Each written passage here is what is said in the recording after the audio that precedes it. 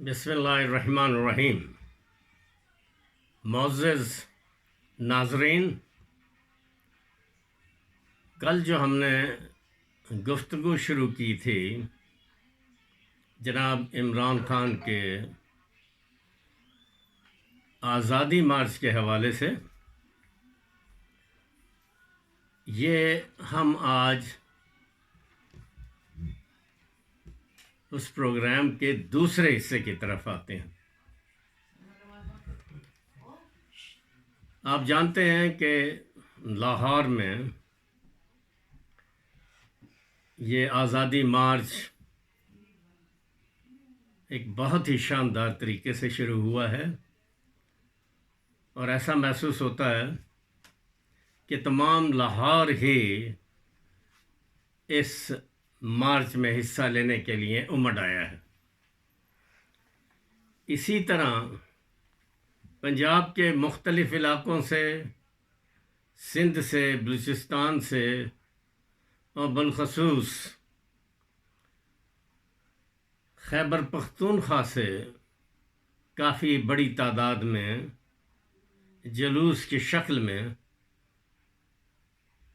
اس آزادی مارچ میں شرکت کے لیے اسلام آباد کی طرف آنے والے ہیں، اور ایسا لگتا ہے کہ یہ لاکھوں کا مجمع ہوگا جب اسلام آباد کے قریب و جوار میں پہنچے گا۔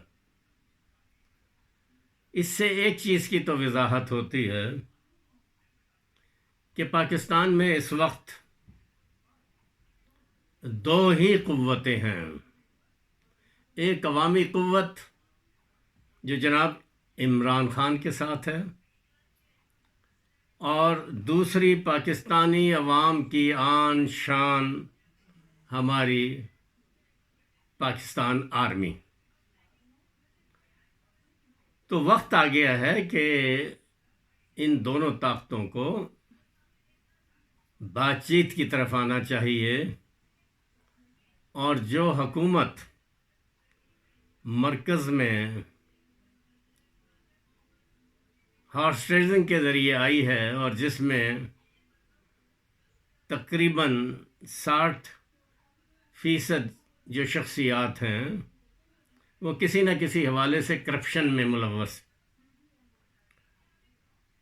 تو پاکستان کے عوام جو ہیں اپنی شان، اپنی جان پاکستان آرمی کو ان کرپٹ قوتوں کے ساتھ دیکھنا نہیں چاہتے۔ وہ چاہتے ہیں کہ پاکستان میں امن و امان قائم ہو، اور یہ دونوں طاقتیں جو ہیں یہ بیٹھ کے ان مسائل کو حل کرائیں، اور یہ مسائل اتنے مشکل نہیں ہیں، کیونکہ اس کا حل صرف ایک ہی ہے کہ پاکستان میں عام الیکشن کرائے جائیں۔ یہ آپ کو بتانے کی ضرورت نہیں ہے کہ نیب کے قانون میں تبدیلیاں کر کے اور ایف آئی اے کو استعمال کرتے ہوئے یہ بتدریج جو نیب کے تحت مقدمات میں ملوث تھے انہیں رہا کیا جا رہا ہے، اور اب آخر میں جناب آصف علی زرداری کی ٹرن بھی آ گئی ہے۔ ان کا طریقہ واردات ہمیشہ سے یہی رہا ہے کہ جہاں بھی مقدمات ہوں ان کو ڈیلے کرو، ان میں نہ پہنچو، اور ایسا وقت کا انتظار کرو کہ جب انہیں موقع ملے تو وہ اپنی اس ال گاٹن منی کے ساتھ بخوبی اپنے آپ کو علیحدہ کر لیں۔ تو اس میں ایک بہت ہی امپورٹنٹ بات یہ ہے کہ جب آصف علی زرداری سوئس مقدمات میں تھے اور وہ صدر پاکستان کی حیثیت بھی رکھتے تھے، تو صدر پاکستان کی حیثیت سے ان کو استثناء حاصل تھا، اس لیے سپریم کورٹ ان کی طرف تو نہیں جا سکتی تھی، لیکن پرائم منسٹر گیلانی کو انہوں نے حکم دیا کہ جو سوئس کیسز ختم ہونے والے ہیں ان کی ڈیٹ آپ ان کو لیٹر لکھیں اور اس کو پرسو کریں، لیکن انہوں نے حق مدلی کی اور توہین عدالت کے حوالے سے انہیں وزارت عظمیٰ سے علیحدہ کر دیا گیا. یعنی کرپشن اتنی زوردار ہے کہ اس کے لیے آپ پرائم منسٹر کی پوسٹ بھی قربان کر دیتے ہیں. اس کی تفصیل اگر میں تھوڑی سی بیان کروں، وہ پہلے تو میں اس میں جو پاکستان پیپلز پارٹی کے 50 سال کے حوالے سے کتاب چیف منسٹر سندھ کے ایک سابق ایڈوائزر اقبال یوسف صاحب نے لکھی ہے، اس میں بھی بڑی وضاحت سے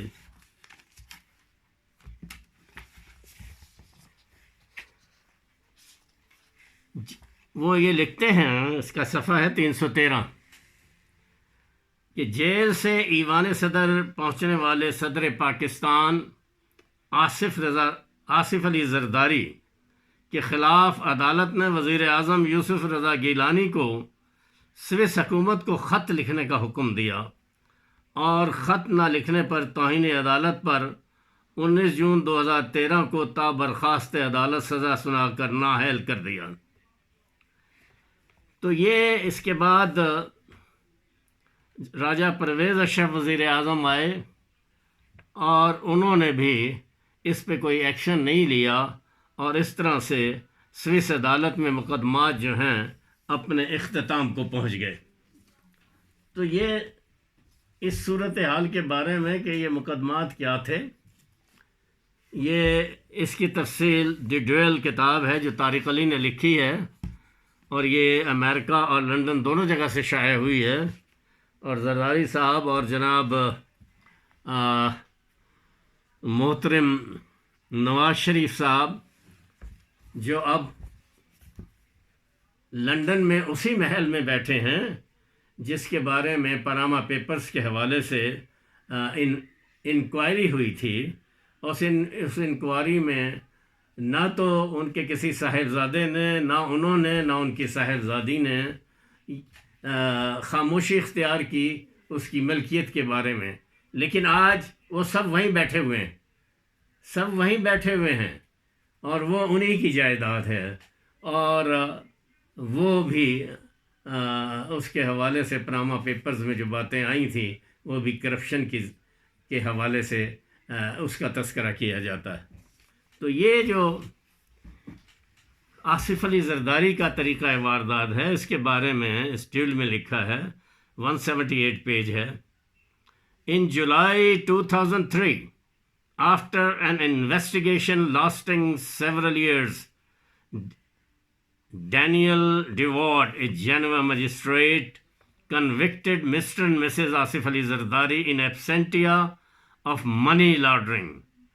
They had accepted $15 million in bribe from 2 Swiss companies.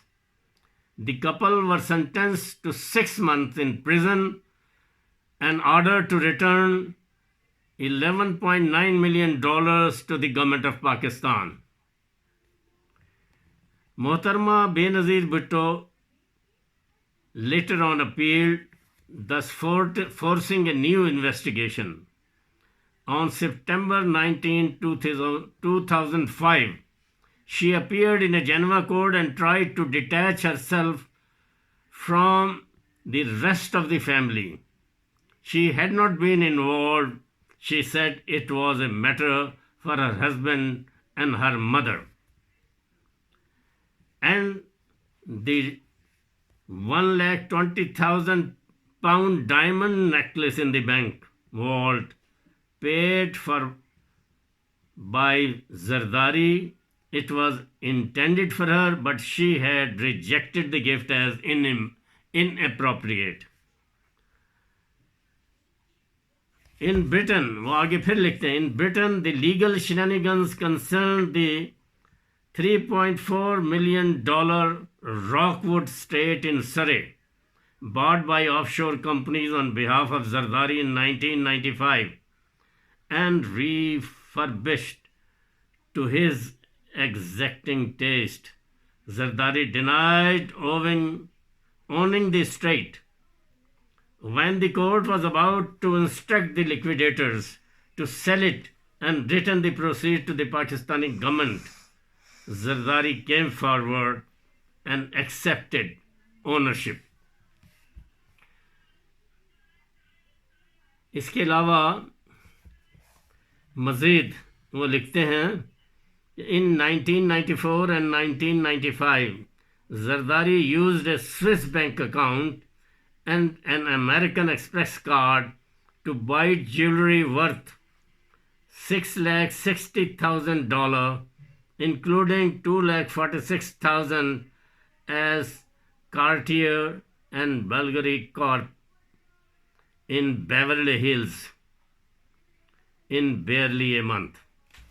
تو یہ وہ دولت ہے جس کو بچانے کے لیے وزیر اعظم گیلانی نے سپریم کورٹ کا حکم تسلیم نہیں کیا. اسی طرح اگر آپ محسوس کریں گے کہ جس طرح میں نے تذکرہ کیا تھا لیفٹیننٹ جنرل جہادات خان صاحب کا کہ انہوں نے ان 4 حکومتیں جو 1989 سے لے کے 1999 تک گزری ہیں پاکستان میں، جہاں سے نئے سرے سے کرپشن کی ابتدا ہوئی، تو اس کے بارے میں وہی بات جو میں نے بیان کی تھی. الطاف گوہر صاحب اپنی کتاب لکھتے رہے جنوں کی حکایت میں وہ کہتے ہیں اندھیر نگری مچی ہوئی ہے، ہر ادارہ بدنام ہو چکا ہے، عام شہری کی بے بسی کا یہ عالم ہے کہ اسے فلاح کی کوئی صورت نظر نہیں آتی، ہر شخص دوسرے سے پوچھتا ہے اب کیا ہوگا، حرف اپنا وقار کھو چکا ہے اور قول و فعل میں کوئی رشتہ باقی نہیں رہا، اقتدار حساب چکانے کا راستہ بن گیا ہے، جسے موقع ملتا ہے بدلہ اتار لیتا ہے، آئین اور قانون سے بے نیاز ہر وہ کام کیا جا رہا ہے جو اس سے پہلے ہوتا رہا ہے. اگر کہا جائے صاحب آپ اپنے عہدے سے نامناسب فائدہ اٹھا کر مال کیوں بنا رہے ہیں، تو جواب ملتا ہے ہم سے پہلے بھی تو اسی طرح دولت سمیٹی گئی، اقربا پروری ہو رہی تھی، درآمدات پر کمیشن لی جاتی تھی، ہر ٹھیکے میں وزیروں کا حصہ تھا، اب ہمیں موقع ملتا ہے تو ہم اس سے فائدہ کیوں نہ اٹھائیں. تو یہ صورتحال جو ہے یہ آج جو کرپٹ لوگوں کی حکومت آئی ہے اس میں یہی کچھ ہو رہا ہے اور صورتحال بد سے بدتر ہوتی جا رہی ہے.